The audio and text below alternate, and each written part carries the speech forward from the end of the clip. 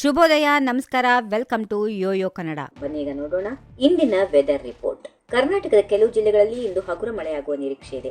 ದಕ್ಷಿಣ ಕನ್ನಡ, ಮೈಸೂರು, ಕೊಡಗು, ಹಾಸನ ಜಿಲ್ಲೆಗಳಲ್ಲಿ ಸಾಧಾರಣದಿಂದ ಲಘು ಮಳೆ ಆಗಲಿದ್ದು, ದಕ್ಷಿಣ ಒಳನಾಡಿನ ಬಳ್ಳಾರಿ, ಬೆಂಗಳೂರು ಗ್ರಾಮಾಂತರ, ವಿಜಯನಗರ, ಚಿಕ್ಕಮಗಳೂರು, ಚಿತ್ರದುರ್ಗ, ದಾವಣಗೆರೆ, ಕೋಲಾರ, ಮಂಡ್ಯ, ರಾಮನಗರ, ಶಿವಮೊಗ್ಗ, ತುಮಕೂರು, ಚಾಮರಾಜನಗರ, ಚಿಕ್ಕಬಳ್ಳಾಪುರ ಜಿಲ್ಲೆಗಳಲ್ಲಿ ಒಣ ಹವಾಮಾನ ಇರುವ ಸಾಧ್ಯತೆಗಳಿವೆ. ಇತ್ತ ಉತ್ತರ ಒಳನಾಡಿನ ಬೀದರ್, ಕಲಬುರಗಿ, ಬಾಗಲಕೋಟೆ, ಬೆಳಗಾವಿ, ಧಾರವಾಡ, ಗದಗ, ಹಾವೇರಿ, ಯಾದಗಿರಿ, ಕೊಪ್ಪಳ, ರಾಯಚೂರು, ವಿಜಯಪುರ ಜಿಲ್ಲೆಗಳಲ್ಲಿ ಒಣ ಹವೆ ಇರಲಿದೆ ಹೀಗೆಂದು ಹವಾಮಾನ ಇಲಾಖೆ ಮಾಹಿತಿ ನೀಡಿದೆ. ಇನ್ನು ಬೆಂಗಳೂರಿನ ವಿಚಾರಕ್ಕೆ ಬಂದರೆ ನಗರದಲ್ಲಿ ಮೋಡ ಕವಿದ ವಾತಾವರಣ ಇದ್ದು ಸಾಧಾರಣ ಮಳೆಯಾಗುವ ಸಂಭವ ಇದೆ ಎಂದು ಹವಾಮಾನ ಇಲಾಖೆ ತಿಳಿಸಿದೆ. ಗರಿಷ್ಠ ತಾಪಮಾನ 28 ಡಿಗ್ರಿ ಸೆಲ್ಸಿಯಸ್, ಕನಿಷ್ಠ 18 ಡಿಗ್ರಿ ಸೆಲ್ಸಿಯಸ್.